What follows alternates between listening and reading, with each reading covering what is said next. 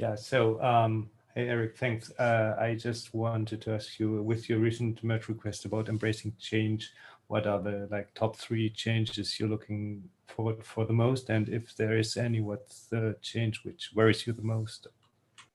Sure. Yeah, I can tell you're an engineering yarn because this is going to require a 5-part answer. So you've asked a whole system of a question, which I love. So yeah, the recent MR. So context first. That's the first bit of the question. This MR that Jorn is referring to is a sub-value addition to our efficiency value about embracing change. And the story behind this was. It was a lesson I learned actually over 3 years ago now when I started at GitLab. There were some reorgs and things going on, and I was new, and I wanted to be, really humane and have an extremely thorough communication plan. But the net of it was I was being, I think, overly cautious and therefore too slow. So Sid and Yob and Mark Punsack, our product leaders at the time, gave me some coaching. Said, hey, just coach people to be up for this. Like, this is a startup. This should be exciting. And in retrospect, what that really meant was kind of like asking the company to meet me halfway. Like, I'm going to do a really thorough job of the change and the communication plan, have the employees that are affected meet me halfway and say, yeah, we're up for this. We're going to do whatever it takes to make the company successful. In retrospect, that was right. And the reason that's important is it allows us to move a lot faster as a company to adapt to market conditions, competitive situations, roadmap changes, whatever it might be. And the friction or the impedance is, especially in the development department and UX and product management and quality, who kind of reflect the roadmap. When we have to reflect the changes there, it means people might have to change what team they're on, what subject matter they're working on, what manager they report to, and that's obviously it can be disruptive to someone's personal and work life. And so that's why management, we want to do this very, very carefully and as infrequently as possible, but we need to do it as frequently as sort of the business demands. And the more people see that as a challenge to rise to versus a downside of working at a startup, the better off we are. And I'll share what we're talking about here is very minor pivots. I mean, I hesitate to even use the pivot word because GitLab, we've got a great product, we've got product market fit, all that stuff. But startup history is sort of rife with pivot stories. And one of my favorites is PayPal. And so hopefully I communicate this correctly, but if I remember correctly, their initial idea was actually payments for Palm Pilots, which were a big deal at the time. And they were working on this software, like, Palm Pilot to Palm Pilot money transfers, and nobody thought it could work and whatnot. And they built I think not everybody had a Palm Pilot device, so they built a web demo of their technology. And I think their back end, payments are medium hard from a technical perspective, but from a fraud perspective, they're outrageously hard. And that was a lot of PayPal's intellectual property. So they built a web demo of this thing. So if people didn't have a device, they could use this website. And one day they're looking at the logs, and there are all these, it was getting spammed, it was getting taken down or something like that. They said, look at the logs, and their refers are from a site called eBay. And they're like, what is eBay? And their first instinct was that we got to get all these eBay people off of our payments demo. This is bad. And so it's and then obviously the Palm Pilot or wherever they're working on it ahead of time didn't work. And luckily they held on to that insight and realized, oh, maybe there's something to the fact that everybody from this eBay site need web payments. And so it's one of those pivot stories where they actually tried to cut off the next version of the business, not just fail to adapt to it, but actually like maybe think it was a bad idea and tried to resist it. And luckily they didn't do that, because they ended up finding out that was the real business. And then they created one of the most significant companies in startup history. So there's all these opportunities to make the right or wrong or more appropriately rapid decision here. So the ones I'm excited about are like, we just moved a bunch of people over to fulfillment. That's something that's really important. We need to make it more frictionless for customers to buy our product, to up tier, to change what edition they're working on, those sorts of things. And then the second one would be kind of part and parcel of that. We just moved the growth sub-department from Bartek, who just inherited all this extra fulfillment bandwidth and people. We moved that over to Wayne, who is underutilized. Wayne joined just a while back. to work on security stuff. And for various reasons, just about the time he joined is when we slowed our hiring plan in that area. And but we think he's a great leader. He's very capable. So I'm excited to have him be sort of fully utilized. That's another one. And then I don't think we have any others in flight. So I think I can be transparent about those two. Those are probably the most exciting ones. And then, in terms of what keeps me up at night, I don't know. I mean, like, approaching a potential liquidity event and Sarbanes-Oxley compliance and whatnot, that could potentially change our transparency to some extent. I think we're all hopeful that it won't. I mean, in some ways, being such a transparent company readies us for that type of world, because it's all about being transparent in a very fair and sort of balanced way. But having gone through it before, I also know it means sort of rigorous controls on information flow, and our transparency is sort of like immediate and everywhere. And so I know that there's going to be some change. I think part of it we're really well calibrated for, and part of it I think will be a positive learning experience for us. So that's something that I'm thinking about. Does that answer your question? Yeah, thanks. Great. Christopher, you got number 2? Yeah, just wanted to ask you if you had anything else you want to share, or generally a multimodal communicate on your note in EVP. It's on the holiday plans and COVID. Actually, ironically enough, my family this weekend decided to also change our plans for December holiday timeframe. Normally we'd go up and visit our family in Indiana, and we're going to hold off until sometime later in the year. Or later in the year.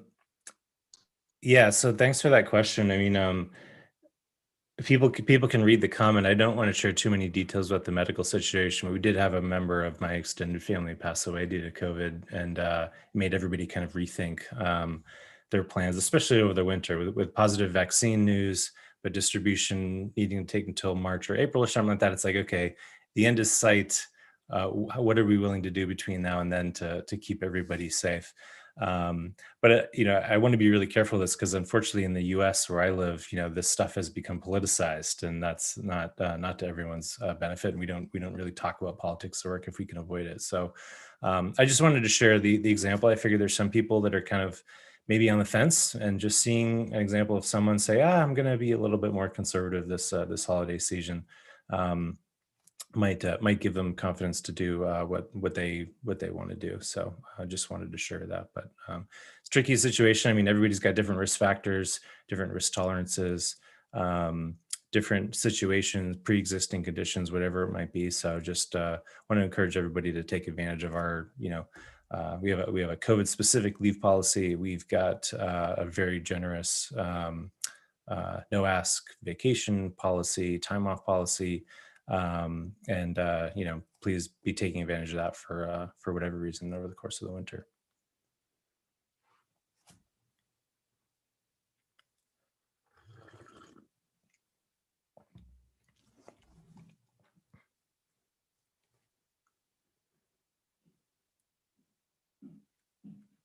Looks like if someone's got something else, number 3 in the agenda is currently blank, so you can go ahead and just vocalize it and someone will write it down for you.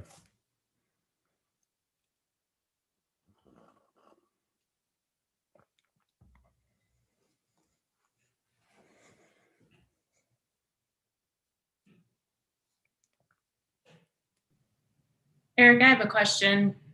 What are some of the other engineering leaders outside of GitLab asking you for advice about? Yeah, we do get pinged quite a bit, being, GitLab being, some of the all remote experts out there. I just did a fireside chat for one of our investors last week, and they had about 150 of their engineering and C-level executives for their portfolio on there. A couple of board members reached out to me, asked me to mentor or coach a younger engineering leader at another company. I myself get coached by other people, and I find that tremendously helpful. So the topics right now are, a lot of people have gone remote kind of under duress. And so GitLab's here. We think it's the future of work, remote work is. But everybody's doing it now. And I think people are viewing it as something to kind of like get through. And I wanted to impart to them of like, that's fine. If you plan to go back to the office after this is over, that's fine. I caution them against the hybrid model where, you're going to have some people remote, some people in the office. they haven't done that before. I think we all know from past experience that's a lot harder than it sounds. So you can accidentally sort of exclude the people who are remote if you don't do it carefully. But if you want to do it, I said, use little tips and tricks. For instance, like if you're going to be on video conferencing, don't have some people in the big room in the office with cameras on a group, because you can't see faces, you can't hear voices and things like that. Have people, even if they're co-located, remoting kind of one screen, one face, and that helps everybody on the call.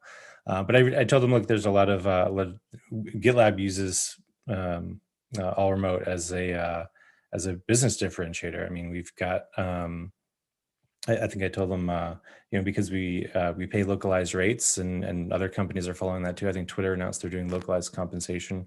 I think we have double the number of people on our payroll compared to if we were located in downtown San Francisco, and everybody had to be located in one city, in a city where rents are incredibly high. So all that money is not even going to people's lifestyles; it's just going to landlords, right? And that's an advantage. So if those leaders, if they love developing product, being all remote is a very great way to have more people working on your product.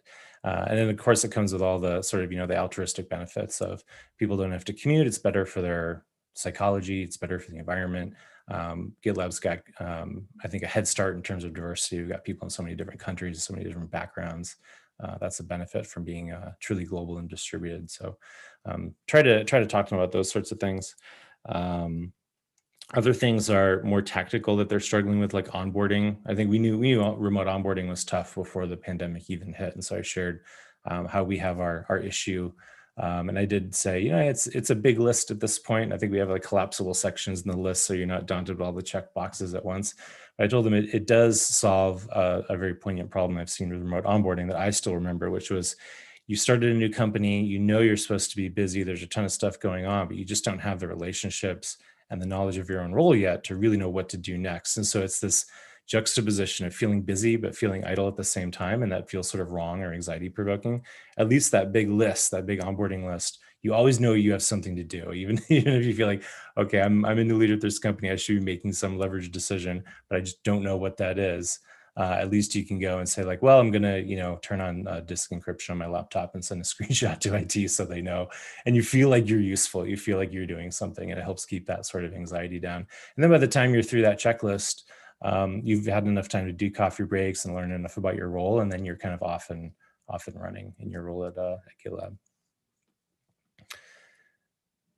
So yeah, those are probably the two biggest themes I've heard recently. That and probably like engineering productivity and metrics and things like that, which becomes really important. Once teams get like, to the 50-person scale, you really need to start using metrics to complement your instincts to make sure you're not missing trends and stuff. Heather, number 4.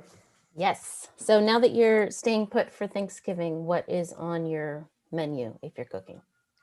Yeah, so my wife's cooking, and she's been planning for a while. This is her first Thanksgiving doing it all herself, which is an important milestone. So like we already got the turkey, and we're figuring out how to defrost it.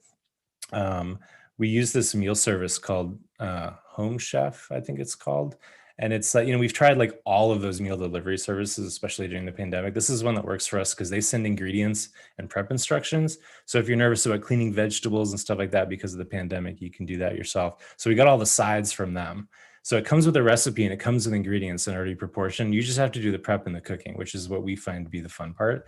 So that's the turkey, and then that's the sides. And then I'm pescatarian, so I don't eat, turkey. So my wife is going to cook a salmon or a tilapia or something like that. I'm not sure she's decided yet. And then we've got 3 little kids, and they don't eat anything. So it's probably going to be like mac and cheese and cucumber slices or something like that. Maybe we can get some, some meatballs or something, and they need protein. So yeah, unfortunately, it'll probably be like 3 distinct meals on the table for 5 people, which is kind of the mode we're in right now. But it'll still be fun to have that kind of ritual. It'll be like an all-day family event, kind of helping the chef cook and prep and set the table and decorate and all that stuff. That sounds great.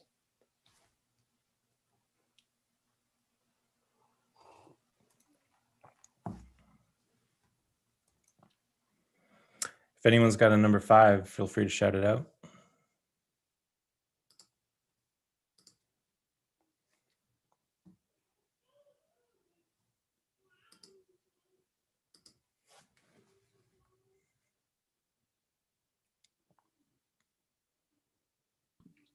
I've got a turkey defrosting tip. Hey, Ben. Are you still in Berlin? Are you doing a U.S. Thanksgiving in Berlin? I've done it a bunch of times, but I'm probably not going to do anything this year. We're pretty much in full lockdown here. Yeah. Although I might do something small, maybe a chicken instead of a turkey. But yeah, defrost your frozen turkey in a brine.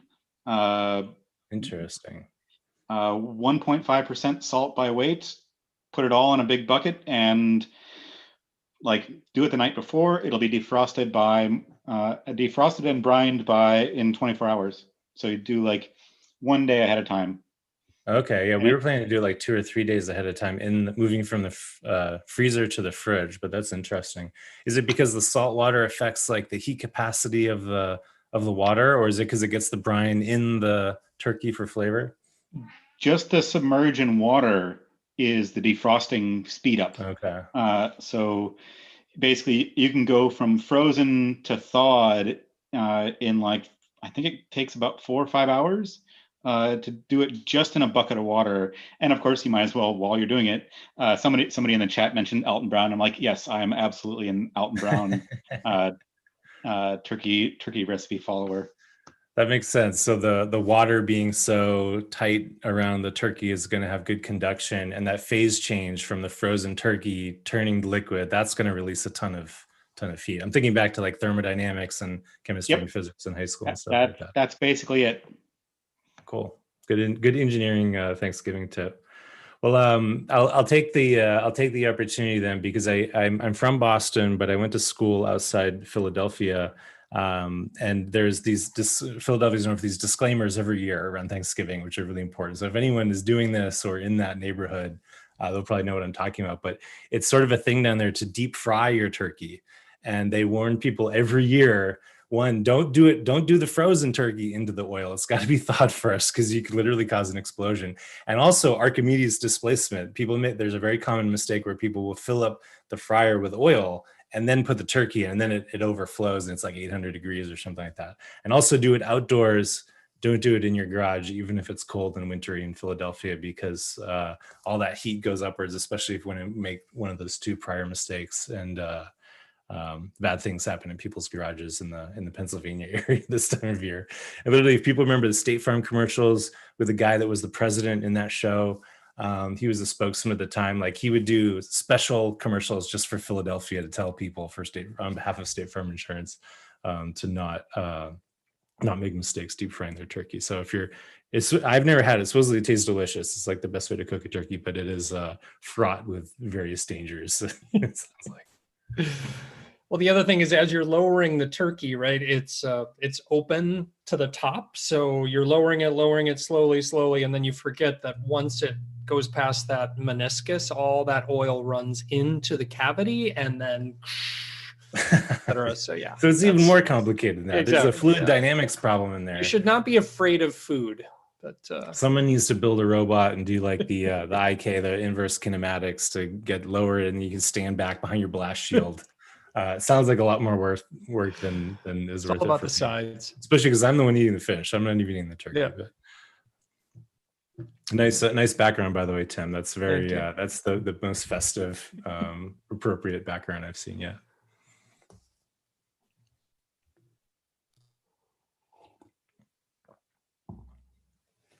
And in chat, I see Steve Grossman is saying, yeah, he had a neighbor burn down a carport, trying exactly what I described. So beware. Anyone else have another follow-up? Got time for about one more.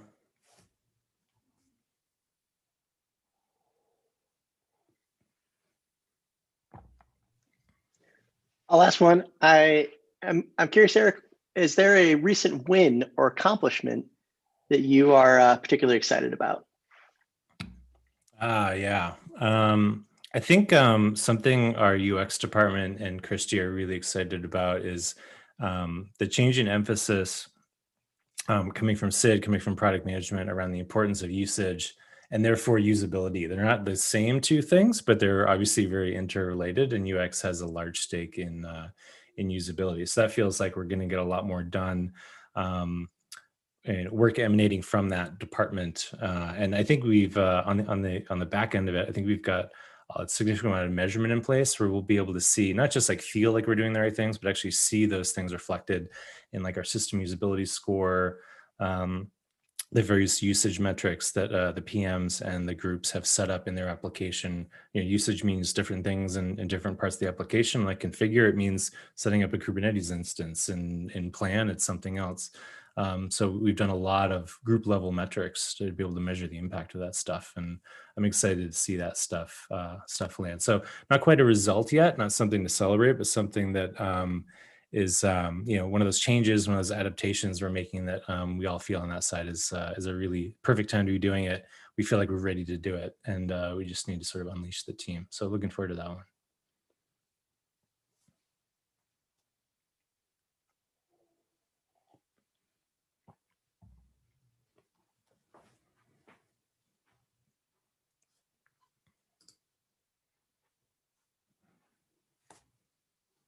Maybe we can squeeze in one more before we're at time.